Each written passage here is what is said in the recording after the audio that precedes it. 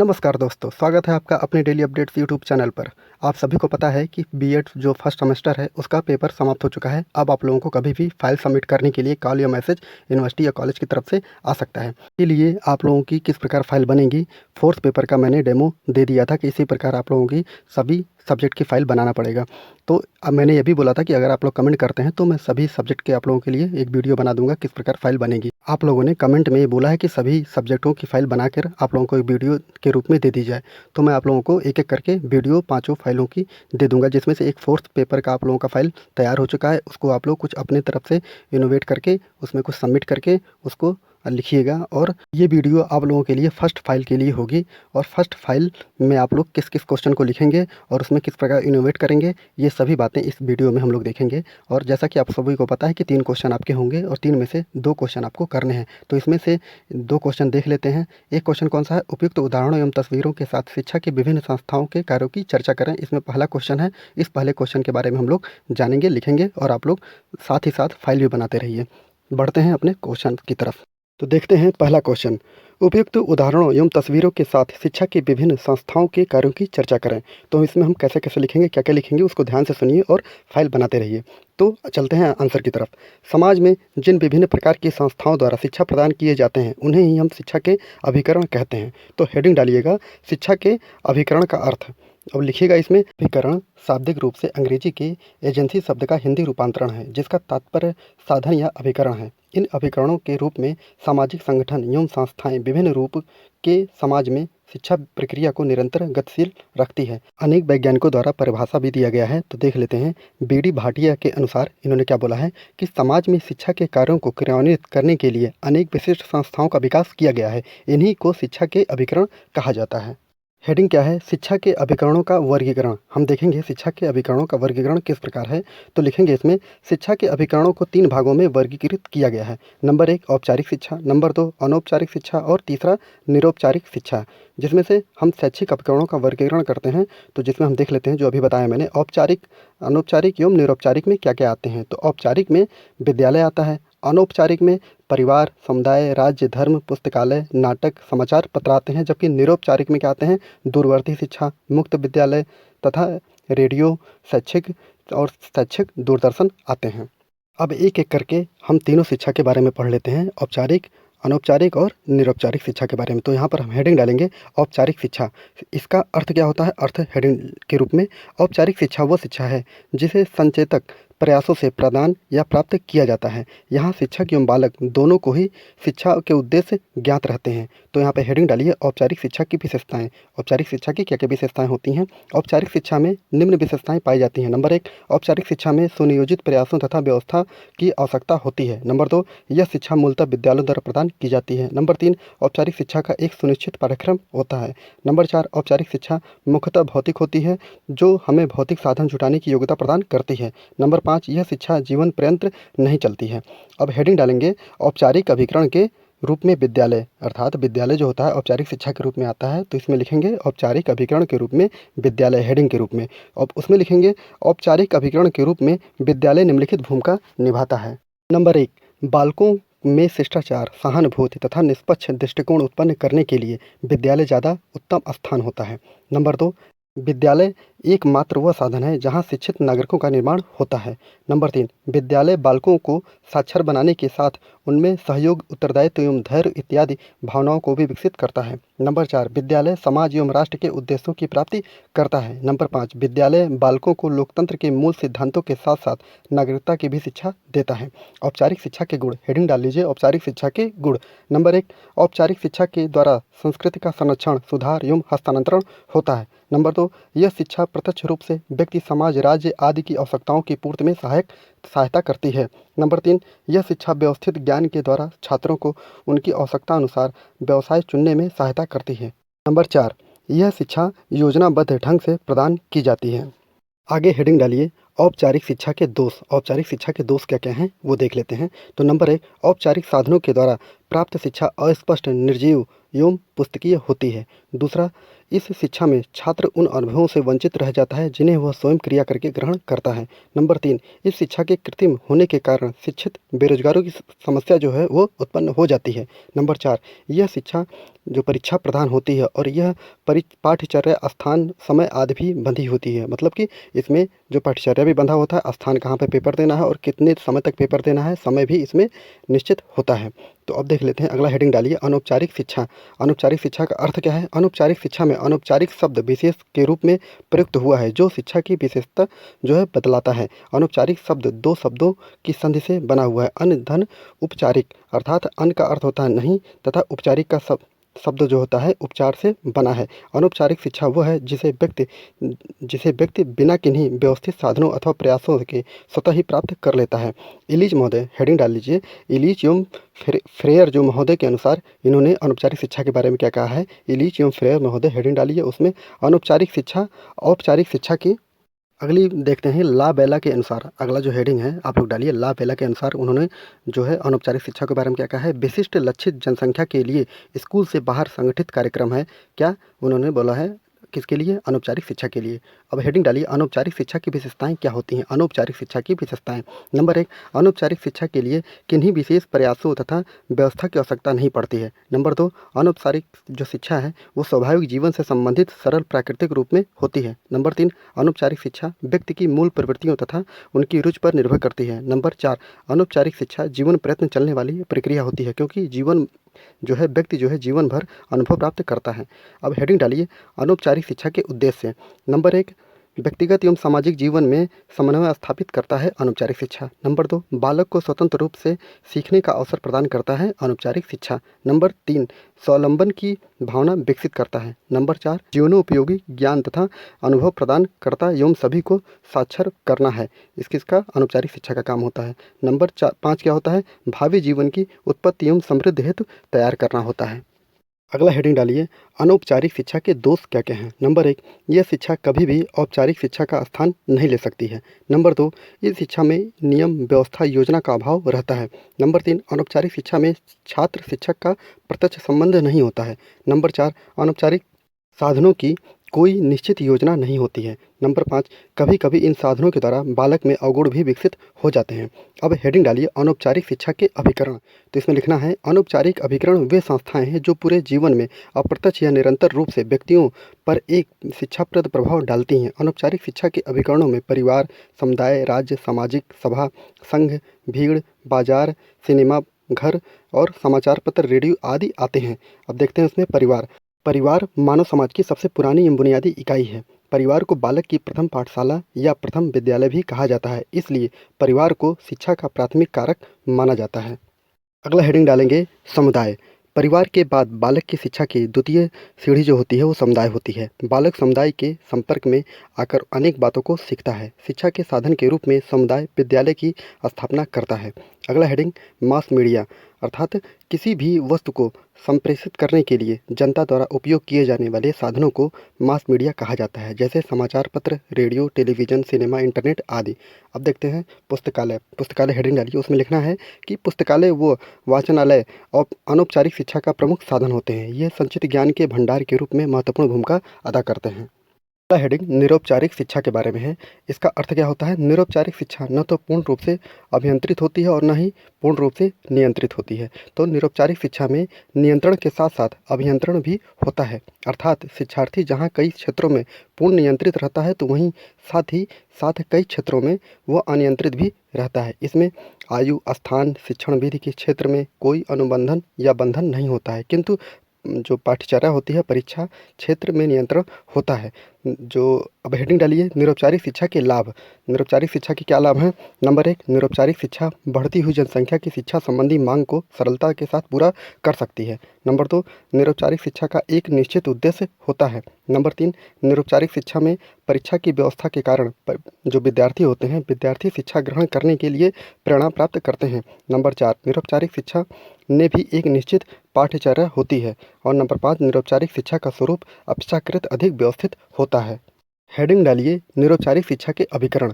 निरौपचारिक शिक्षा के जो साधन हैं वो निम्नलिखित हैं। नंबर 1, दूरवर्ती शिक्षा, अर्थात इसमें लिखिए दूरवर्ती शिक्षा एक गैर पारंपरिक विधि के रूप में उत्पन्न अत्यंत ही महत्वपूर्ण है। इसके अंतर्गत विद्यार्थियों को विद्यालय में शिक्षा ग्रहण करने नहीं जाना पड़ता है, वे अपने स्थान पर ही रहकर शिक्षा ग्रहण कर सकते हैं। दूसरा हेडिंग डालिए मुक्त विद्यालय। इसमें आयु सीमा एवं शैक्षिक अर्हताओं का कोई बंधन नहीं होता है तथा तरीकों में खुलापन होता है, विविधता जो होती है और खुलापन भी इसमें पाया जाता है। नंबर 3, शैक्षिक रेडियो। शैक्षिक रेडियो में लिखिए भारत में रेडियो की सहायता से शैक्षिक कार्यक्रम का प्रसारण कलकत्ता रेडियो केंद्र द्वारा 1937 ईस्वी में प्रारंभ हुआ था। शैक्षिक प्रसारण एवं विचार विनिमय का यह एक सशक्त साधन है। अगला हेडिंग डालिए शैक्षिक दूरदर्शन। यह संचार का एक सशक्त साधन है। यह अभिकरण शिक्षा को वास्तविक रूप में आजीवन शिक्षा से जोड़ने में महत्वपूर्ण भूमिका का निर्वाह कर रहा है। अगला हेडिंग डालिए अनौपचारिक अभिकरण के रूप में परिवार। परिवार की यहाँ बात हो रही है, तो परिवार एक ऐसी संस्था है जो सर्वत्र समाज में पाया जाता है, इसलिए इसे सार्वभौमिक संस्था भी माना जाता है। परिवार समाज की एक सबसे छोटी इकाई होती है जिसमें माता पिता, भाई बहन, चाचा चाची, पुत्र पुत्री, दादा दादी जैसे संबंध पाए जाते हैं। हेडिंग डालिए परिवार का अर्थ। परिवार शब्द फैमिली के लैटिन शब्द फैमुलस से बना हुआ है। यह शब्द एल्मर ने अपनी पुस्तक सोशियोलॉजी ऑफ फैमिली में प्रतिपादित किया था। अब देख लें तो परिभाषाएं अलग अलग विद्वानों ने क्या क्या दिया है। मैकावर एवं पेज के अनुसार जो परिभाषा दी गई है परिवार की वो देख लेते हैं। परिवार प्राय जो होता है निश्चित यौन संबंधों द्वारा परिभाषित एक ऐसा समूह है जो बच्चों को पैदा करने तथा लालन पालन करने की व्यवस्था करता है। नंबर 2 जो है वह गिलबर्ट के अनुसार देख लेते हैं। गिलबर्ट के अनुसार क्या है परिवार की परिभाषा? परिवार में एक स्त्री और पुरुष का एक या एक से अधिक बच्चों के साथ अस्थायी संबंध होता है। अगला हेडिंग डालिए परिवार की विशेषताएं। परिवार की विशेषताएं निम्नलिखित हैं, जिसमें नंबर 1 कौन सा है? सार्वभौमिक संस्था। संपूर्ण विश्व में प्रत्येक देश में परिवार किसी न किसी रूप में पाया जाता है, अतः यह एक सार्वभौमिक संस्था मानी जाती है। नंबर 2 रक्त संबंध एवं वंशान नाम की व्यवस्था।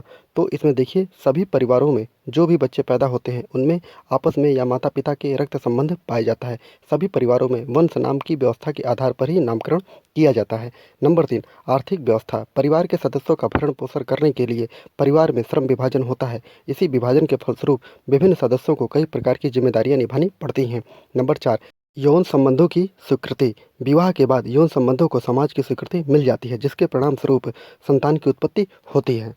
अगला हेडिंग डालिए परिवार के कार्य। परिवार के निम्नलिखित कार्य होते हैं। नंबर 1 प्रजनन क्रिया। यह परिवार का सबसे अहम कार्य होता है क्योंकि इसी क्रिया से संतान की उत्पत्ति होती है तथा परिवार की नींव पड़ती है।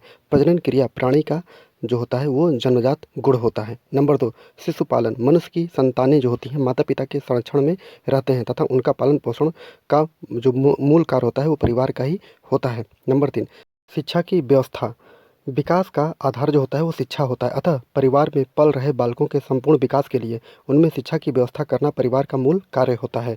नंबर 4 सामाजिक कार्य।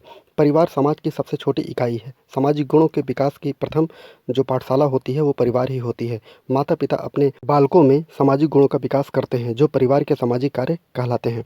नंबर 4 धार्मिक कार्य।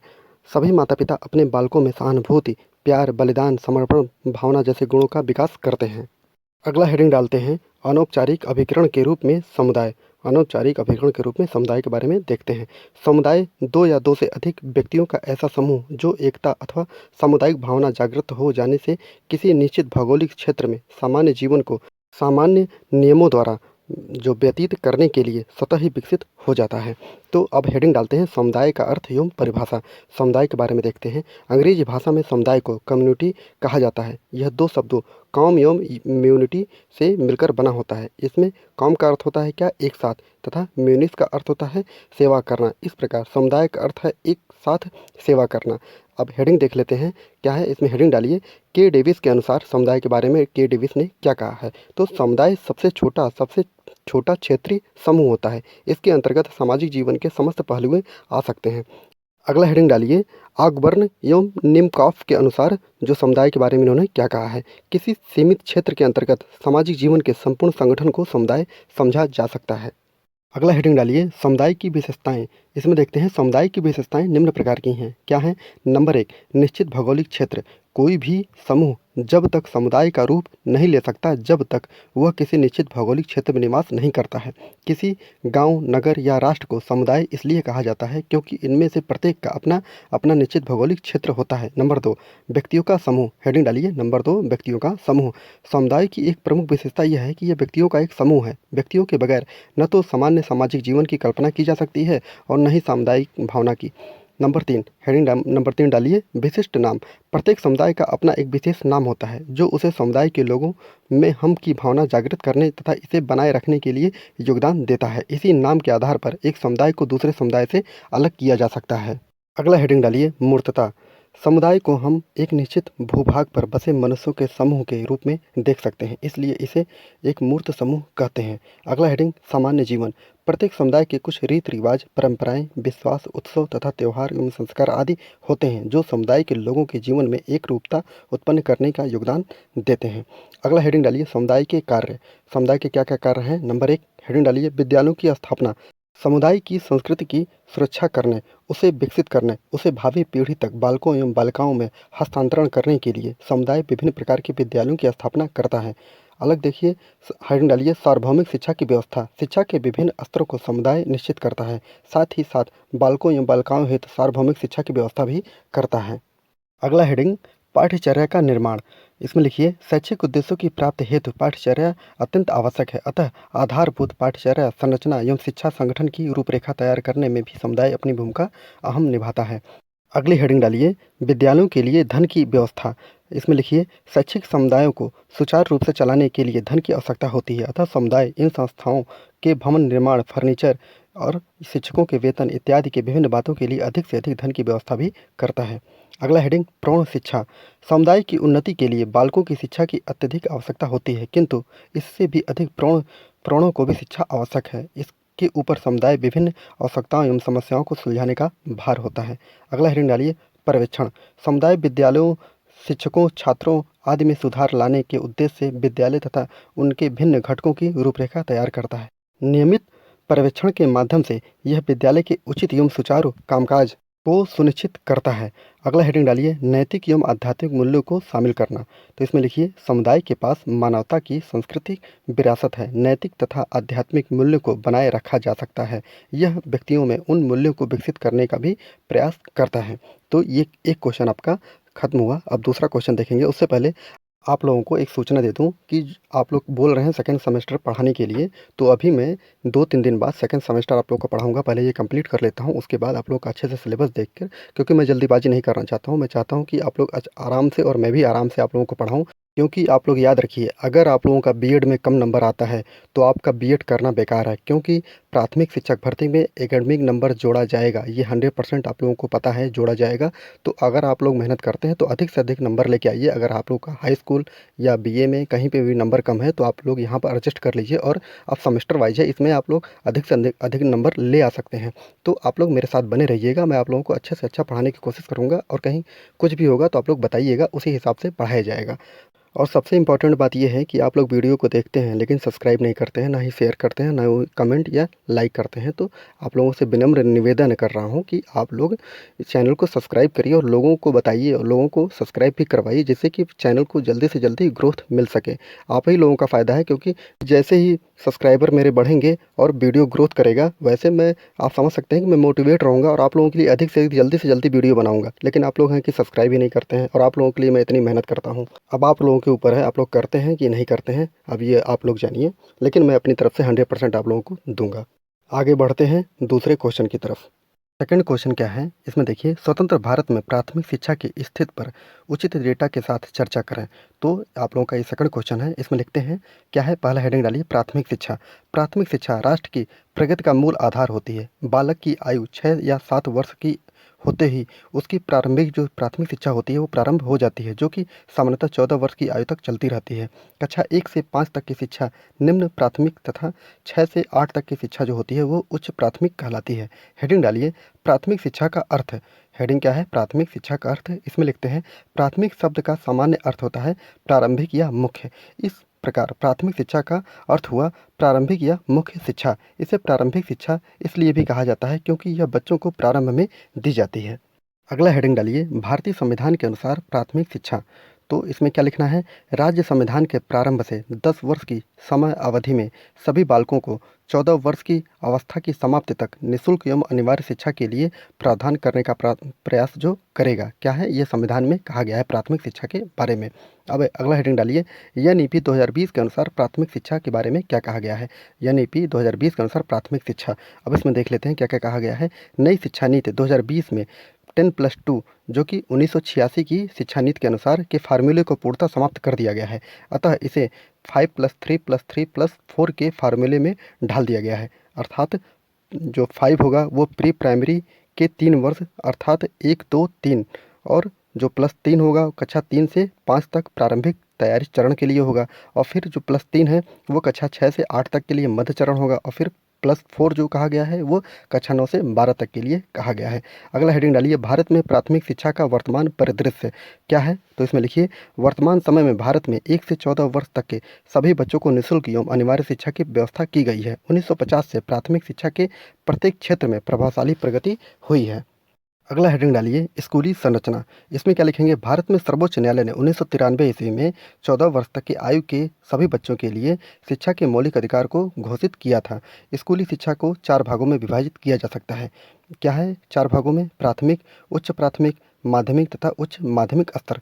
इसमें देखेंगे राष्ट्रीय शिक्षा नीति 1968, 1986 और 1992 में राष्ट्रीय शिक्षा नीति आई थी, में राज्यों में स्कूली शिक्षा 10+2 पैटर्न पर थी, परंतु वर्तमान में शिक्षा नीति जो 2020 में यह 5+3+3+4 पैटर्न पर कर दी गई है।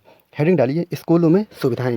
हेडिंग क्या है, स्कूलों में सुविधाएं। स्कूलों समय के साथ स्कूलों में सुविधाओं में उल्लेखनीय सुधार हुए हैं, जैसे कि बच्चों के लिए बेंच की व्यवस्था, कक्षा में ब्लैक बोर्ड, विद्यालय में शौचालय की व्यवस्था इत्यादि, लेकिन ये सुविधाएं व्यापक स्तर पर नहीं पहुंची हैं। अगला हेडिंग डालिए शिक्षकों की संख्या में वृद्धि। शिक्षकों की संख्या में वृद्धि 1950 और 51 ईस्वी से 1998-99 की अवधि के दौरान प्राथमिक शिक्षकों की संख्या में वृद्धि हुई है। 1950 ईस्वी में 538,000 एवं 1998-99 ईस्वी में 1904,000 हुई थी, तथा 2011 की रिपोर्ट के अनुसार 21 लाख से अधिक वर्तमान में शिक्षकों की संख्या देखी गई है। अगला हेडिंग सार्वभौमिक नामांकन। इसमें लिखिए सार्वभौमिक नामांकन सबसे महत्वपूर्ण घटक है, इसलिए इसके कुछ महत्वपूर्ण बिंदु निर्धारित किए गए हैं, जिसमें नंबर 1 क्या है, नामांकन में वृद्धि। शिक्षा के प्राथमिक एवं उच्च प्राथमिक स्तरों पर नामांकन में निरंतर जो है वृद्धि हो रही है। इस नामांकन की वृद्धि में एक महत्वपूर्ण पहलू है लड़कियों के नामांकन में वृद्धि। दूसरा देखिए हेडिंग डालिए नामांकन में लड़कियों का हिस्सा या भाग। तो इसमें क्या है 1950-51 से लेकर 1998-99 की अवधि में नामांकन में लड़कियों की हिस्सेदारी लगातार बढ़ी है। उच्च प्राथमिक स्तर पर कुल नामांकन में 40.50% तथा प्राथमिक स्तर पर 43.50% रही है। अब हेडिंग डालिए प्रवेश दर। स्वतंत्रता के पश्चात प्राथमिक स्कूलों में प्रवेश दर में वृद्धि तो हुई, परंतु अनुमानित आंकड़ों से कम रही। इसका मुख्य कारण क्या था, लड़कियों को शिक्षा से वंचित रखना। वर्तमान समय में इन आंकड़ों में सकारात्मक वृद्धि हो रही है, जो कि सराहनीय है। अगला हेडिंग डालिए शिक्षा की गुणवत्ता। तो इसमें आप लिखिए यह प्राथमिक शिक्षा का महत्वपूर्ण घटक है। इसे भारत में छात्र की उपलब्धि के संदर्भ में मापा जाता है।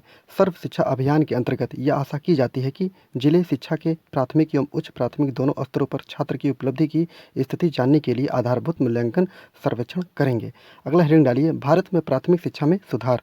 अगला हेडिंग जो है भारत में प्राथमिक शिक्षा में सुधार।